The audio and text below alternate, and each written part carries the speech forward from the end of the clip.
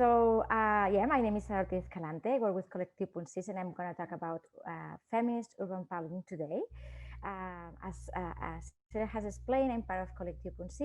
We are a non-profit cooperative of architects, sociologists, and urban planners based in Barcelona, Spain, with 15 years of experience rethinking spaces from people's everyday life and for a feminist transformation. So we use 4 pillars for our work. We work from an intersectional gender perspective, understanding that not only gender impacts and conditions how we use and how we have a right to the city, but its interrelation with other identity variables such as race, age, capabilities, etc. One of the bases is of feminist urban planning is community participation, and we'll talk a lot about that today. We also work from a sustainability and ecofeminist perspective. And since we are a nonprofit co-op, we apply feminist and solidarity values to the view of our economy and the view that we work. So over these 15 years, we've worked in more than 120 cities and towns around the world, mostly in Catalonia and Spain, but also in many cities in Latin America. And we do projects of architecture and urban planning in different areas, in issues of public spaces, mobility, services and facilities or housing. But also we do a lot of community engagement and participatory processes related with this architecture and urban planning, lots of activism. It's how we started 15 years ago. Capacity building with a staff, a municipal staff, planners, architects, etc. And also we do research related either with our PhD dissertations or every time that we have like an opportunity to access a grant. So our view of urban planning departs criticizing how cities have been built and reproduced during decades, following a capitalism patriarchal model of a city. We live in cities that have been thought like they can grow without limits, and that growing was something beneficial, and that the goal was to get cities that produce more, consume more, and we can have more capital accumulation. But these cities have created great social inequalities, in part because they have also been thought from an androcentric and patriarchal perspective, thinking of a base model of who is the citizen, and I'll talk a little more about that. But also they are ethnocentric and colonial, adapting models of a Eurocentric city to other parts of the world, as if in every place people live the same way, and also kind of like replicating models and inequalities. And this type of city is also very toxic because it's been focused on productivity and consumption, and usually this is based in a kind of way of moving in related with a male mobility that is based on a car mobility, and as you know, this has bring us lots of problems. So also oftentimes this type of planning, it's thought of as a scientist of a specialist, that only the urban planners and architects and designers are the ones that know about the city. They think the city as a based in a main type, as you know, Le Corbusier and the modulator, and how he thought the measurements, right? So oftentimes planning responds to a model of a citizen, which is a white middle class man with full capabilities and with someone at home that does all the reproductive and domestic activities, but this person is invisible. It's often a model of planning which is decontextualized, far from reality. This planning is done from the desk and from the computer, and oftentimes these planners don't go to the city to walk and talk with the people, and also it has privileged productivity. In response to this type of model of city that we live today, for decades, feminist urban planners and architects have been advocating for a changing of priorities. So what we propose from feminist urban planning, we propose a change of priorities to place people's everyday life at the center of urban decisions, and that means also de-hierarchizing and de-patriarchalizing spaces in urban planning, and I'll talk a little bit more about that. We also work to make spaces and cities safe for all and free from gender violence, which is one of the barriers that limit women's right to the city.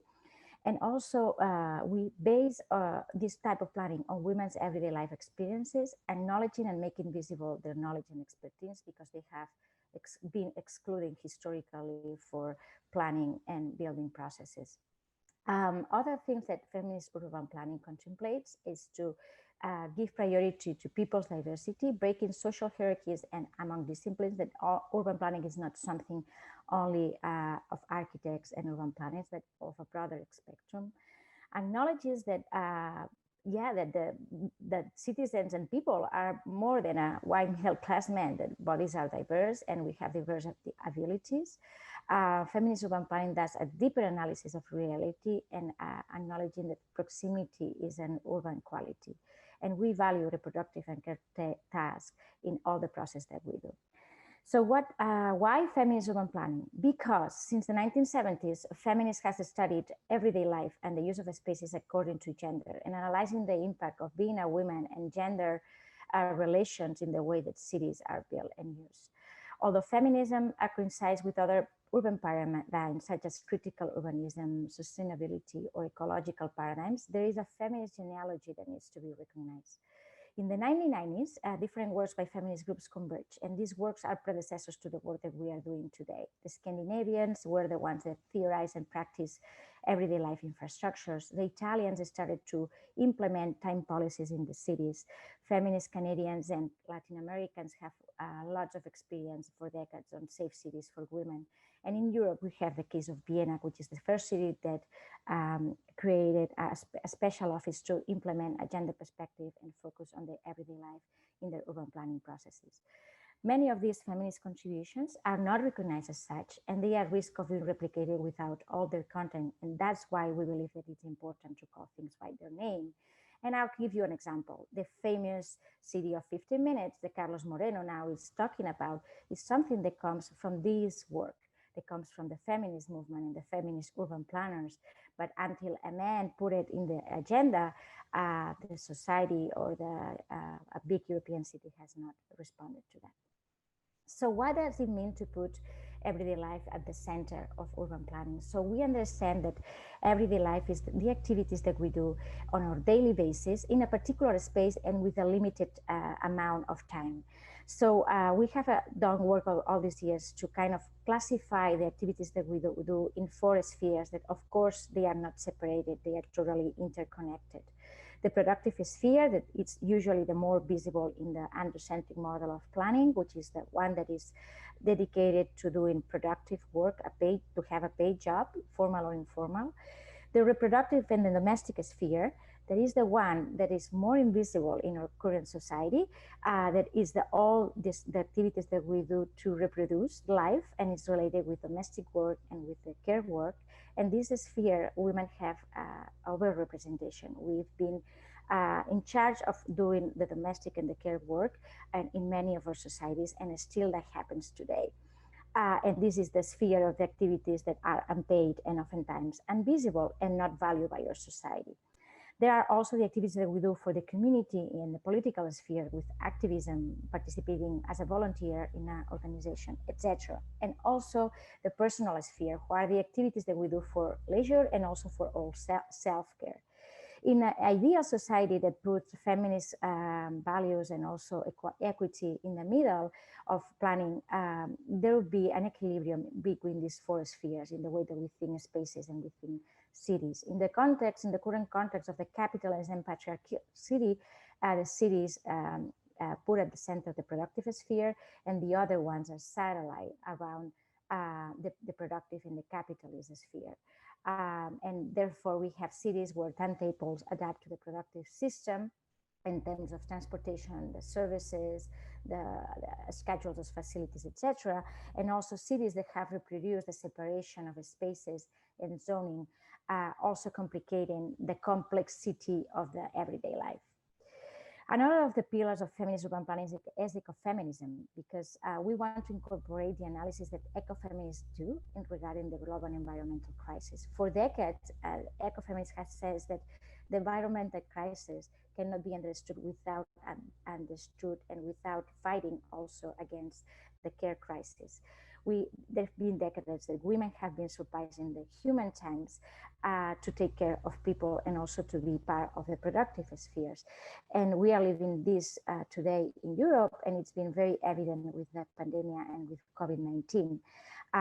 So it's important that understand that one crisis cannot be understood without the other. And ecofeminism proposes to recover the values related with care to apply them to ecosystem care. So we work from a paradigm that comes from the PhD dissertation of one of our colleagues, Blanca Valdivia, which is the city of care.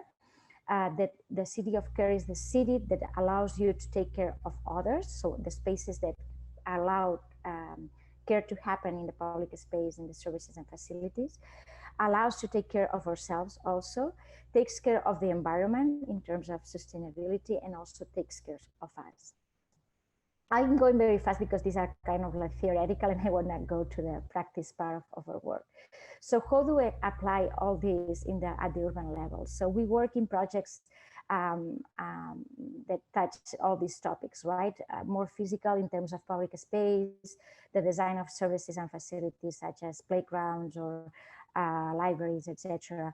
We work on mobility, also doing studies and also recommendations in terms of mobility, and also in housing projects. And there are two variables that we work more like cross-cutting the others that are more social. Safety, who has a very important gender component, and community participation.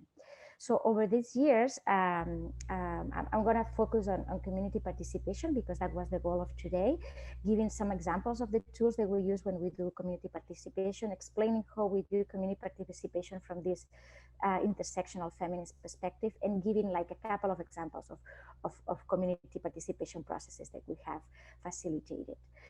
So we believe that community participation is an essential part of urban planning decision making, because we believe that the people who inhabit a place, the neighbors, are the experts of that territory. So planners cannot plan a place or cannot design a place without knowing what are the needs of the people living in there.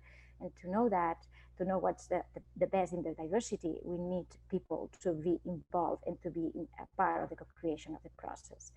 So among the community participation processes that we do, we promote especially women's participation as experts and neighbors, because as I said before, they have been excluded historically from community participation processes. And we do that also intentionally in the way that we think the whole process and we think the activities. We don't do only community participation with women. We use different channels and spaces of participation using an intersectional gender perspective. And I'll explain a little bit more that on the examples that I will give you. But we also try to create the spaces of participation that are that work with sectors of population. So in the needs assessment part, we try to have a group with women, a group with youth, a group with children, a group with people with disabilities, a group with elders, because we adapt the methods to each group and to each way they participate to make sure that their needs and their knowledge gets included in the whole process. We also don't do only community participation with institutions from the top to bottom, but we also support community action and bottom-up processes. And we believe that that's very important to not always impose rhythms from the institutions. When we do a community participation processes, what we do is to give visibility to the reproductive and the care sphere, because analyzing the everyday life spheres in any process that we do, so how that spaces condition people's everyday life, and also making visible and responding, and how that space can respond better to the care sphere.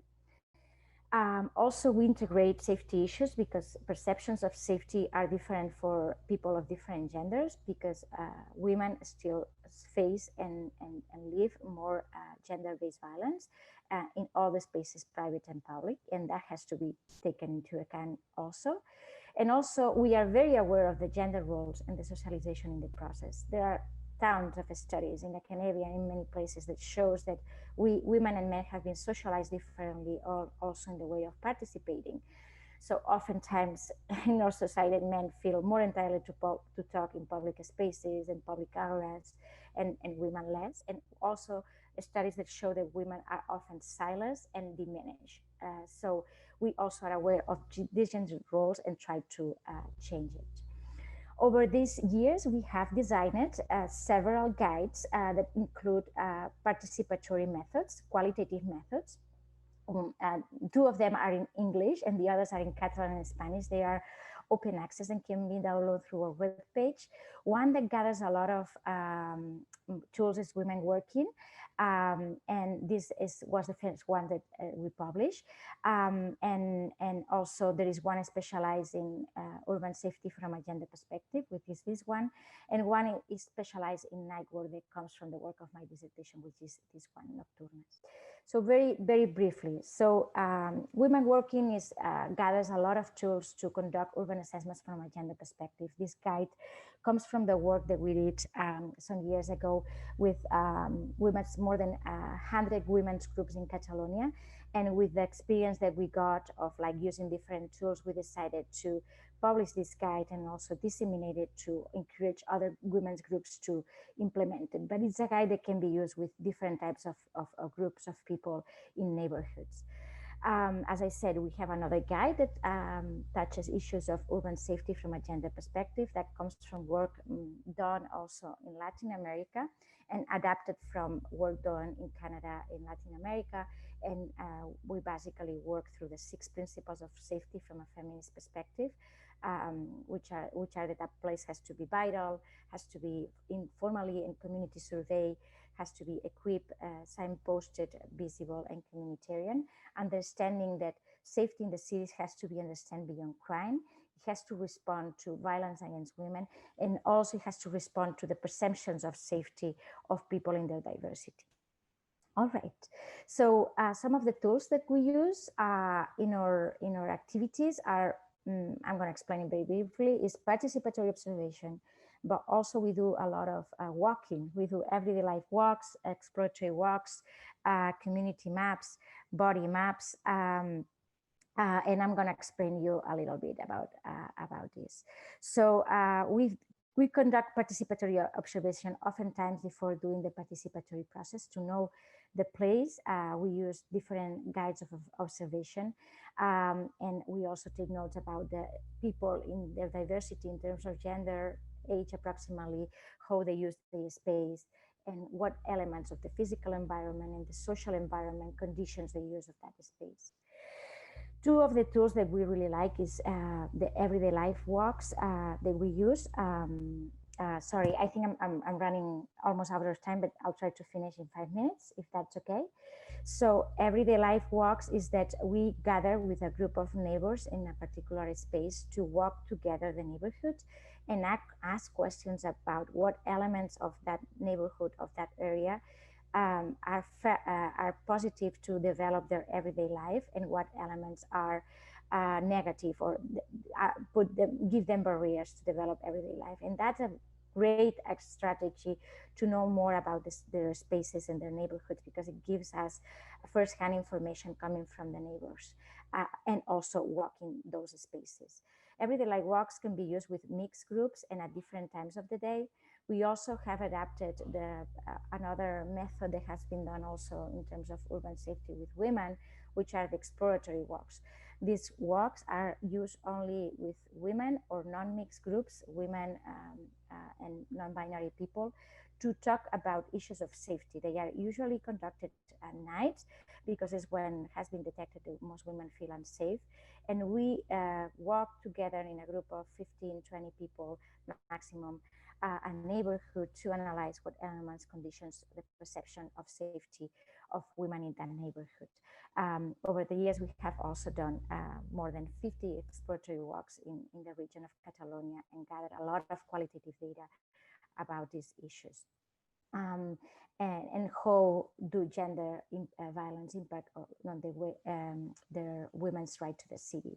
We have done that with neighborhood organizations, but also through municipal protocols that have been conducted to address sexual violence in public spaces and festivals. Another tool that we love is to do community maps, and community maps that are giant and that are visible in the public space. That's another tool that we use to in our participatory processes. It's a tool that is great because oftentimes it attracts not only to the people that have been called to participate, that have been interested in participating, but the people that come by and that pass by where we are doing the activity. And that allows us to gather a lot of information in a short period of time on a map of the community that people start to create, to draw the lines of their everyday life, their activities, the important places for the community, places that are perceived as safe, unsafe, etc. And finally, another of the tools that we have developed this year is body maps. So because our body is also one of the territories of the cities. So in collaboration with a professor in the US, Betsy Sweet, we have developed and applied body maps to analyze also how safety issues impact on women's bodies when they use the city. With the help of another person, we draw the silhouette of our map, and then we ask different questions for each person to work individually on their body map and answer through drawings, through works, through paintings, how they feel, where they feel fear in the body, where they feel strength, and how the safety impacts also in the body. All right, and to finish, in the last 2 minutes, just give you like a couple of examples. So one of the projects that we have applied this intersectional feminist perspective in the way that we do participation was in the participatory process for the pacification of Meridiana Avenue in Barcelona, which is a huge avenue that works more like a highway than like an avenue. So the goal was to do pacification, and we did participation with the 6 neighborhoods that were involved in this avenue. We did work in the first needs assessment part with separate groups with elder, children, youth, people with disability, local retail stores, associations, and also business associations, and also formal neighborhood organizations. And in this assessment part, that gave us a lot of information to value the contributions and diversity of needs of the everyday life of each group. After doing this assessment part with separate groups, people gathered together and mix in a mixed group to work on more like on the proposals and the actions to improve the everyday life for people in the neighborhoods in this avenue. We have also done, as I said before, assessment with women only. And that was, for example, one project that we did, a neighborhood assessment, where we applied, for example, exploratory walks and also community mapping with the groups of women in the 4 neighborhoods of the district of Gracia in Barcelona. And also we have done work with elders, for example. That was a beautiful project that we did with elders in the district of the Eixample in Barcelona to study the placement of benches in the neighborhoods in regarding with their everyday life, where there were benches, how they were, and where they have to put more benches to respond to the walking mobility of elder people. And I'll finish with that because I think I'm running out of time. I had a couple more of examples that we have done in terms of mobility with women who work at nights. We have done also the first study of bike study from a feminist perspective in the city of Barcelona with women and non-binary people. And finish with the cover of a book that was published a year ago in Spanish, which is Urbanismo Feminista por una Transformación Radical de los Espacios de Vida. Thank you so much. Amazing. Thank you. Well, we've got a couple of questions. So thank you very much for that presentation. It's like unbelievable that you can condense so much in 20 minutes. Sorry, maybe I went too fast. No, but it's like there's so much work that you've done, and it's not just in terms of like academic work, it's actual practical work and applying it. I think that's what's of particular interest too. So yeah, so we've got a couple of questions, which is great, and got one from Noha, which is what qualities distinguish a feminist co-design to a city design compared to a patriarchal one? Yes, well, it was what I said before. I think put the center in everyday life people in their diversity, not only in the consumption, not only in the productive sphere, but making visible care, task, and care work, which has been invisible, and what people needs in that city to conduct and to develop needs related with care, because care is essential in our lives. I mean, we are interdependent, ecodependent, and we cannot live without care. So That's one of the things. Put care at the center and make visible what spaces, what facilities, how they work or not work for the people in terms of care. The second one, as I said before, also is bring the issue of how gender-based violence and other types of violence related with, for example, homophobia or racism impacts people's use of the city, right? That it's not in patriarchal planning. I mean, the view of safety in those terms is more focused on crime, and crime understood as those acts that are against the acts that happen against the private property and conducted by an stranger. And this type of view don't include how violence impacts women's access to the city and right to the city. No, I think it's interesting with the current pandemic that we're going through, where you see it more visibly, that divide and divisions. We've got another question, which is, have you ever done any work with rural communities? If so, what was your experience?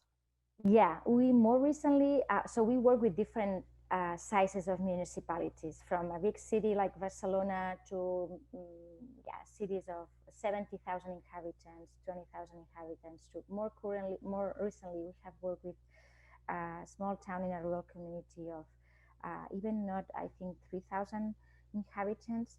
So yeah, we have done work. We adapt also kind of like the methods to the context, and to, of course, the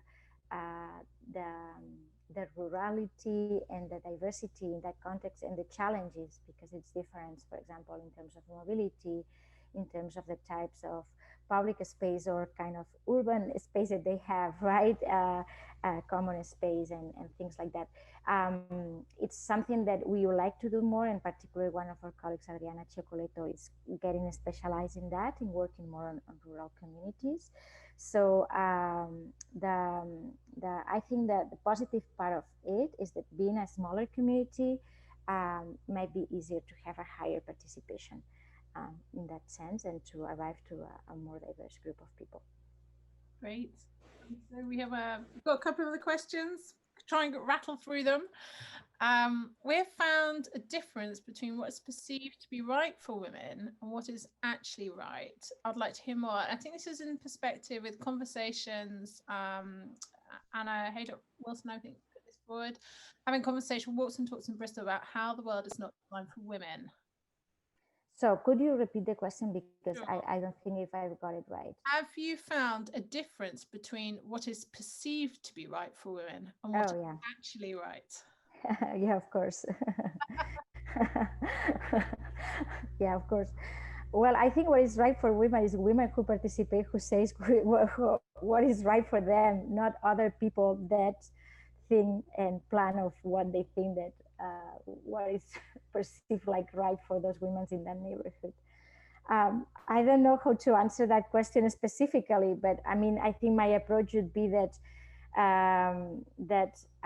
again, working together in co-creation and participation with the women that we are working, and to know what are their needs and what they need in their neighborhood or their community, and how they can be involved in doing that. And I think, for example, the project of Nocturnas that we did with women night shift workers is a clear example that they were co-researchers in the whole process, and they were the ones that decided, that did gather the information, analyze the information, gave the proposals to send to the public authorities to improve their everyday life at night. So yeah, doing more co-creation projects with women, I think, is the key to know that, or to answer that question. Yeah, and this is leads on a little bit to it, which is about how the work and the practices and methods you've done, how it could be applied in different cultural contexts. So they've got quite a lot based in Spain and Barcelona, but have you applied it in other countries and cultures, and what was the approach there?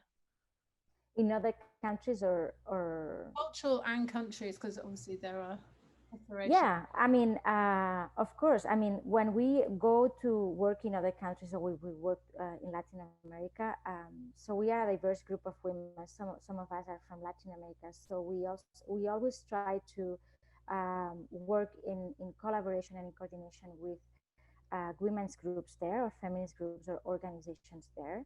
I think the first part of one project is to, even through secondary data, know the community and know kind of like the sociogram or the map of the community, in order to enter to the community or to work with the community.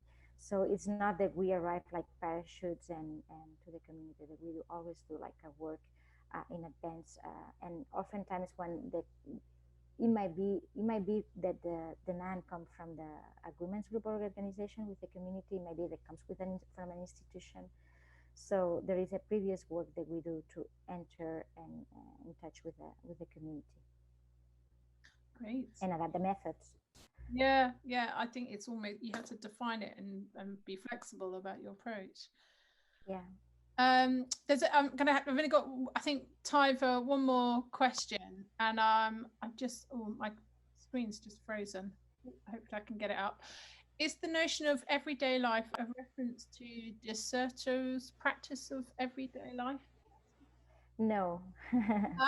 No. Actually, Desserto and Lefebvre have like a notion of everyday life that didn't have a gender or a feminist perspective. So we work more from the concepts of everyday life that has been developed through feminist economists, and also people like Hannah Arendt and Donna Haraway, and other work like more closer here in Spain, done on everyday life from sociologists and economists, from Cristina Carrasco, who is from Chile, from Teresa Torns and their group. So yeah. Great. Might be able to squeeze one more in if we're lucky. Let me just, I think just a question just answer that, which is quite different from others. What do you find is best for involving men? Learn and change. That's a good question to finish on. Marcus, thank you for your question. Of course, I mean, in many processes, men participate. What do you find is the best for involving men? Oftentimes men know how to, I mean, they are very used to people asking them what they think. So I don't think there is a problem with men participating, unless, of course, they are young men, men of color, men of groups that have been, historically discriminated or oppressed, right? So, so I think that's the challenge, how to include men in the diversity also in these processes. So as I say before, when we do participatory processes, we first do like work in groups separated.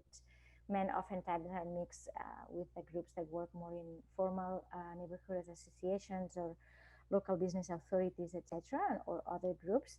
And I think separating the other groups that have been more oppressed historically, it's important to value their knowledge and their expertise of the community. And then when they all go together to the activities that we work together on the proposals, I think everybody has a more like empathetic view of the needs of the others. That if you don't do this separate work in the beginning, it's difficult to get empathy, because there are oftentimes power relations in the way that we participate that makes more difficult to listen to some voices or to acknowledge some voices in front of the others. I don't know if I have answered your question. It probably deserves like an hour more of debate, but okay, I try to do my best.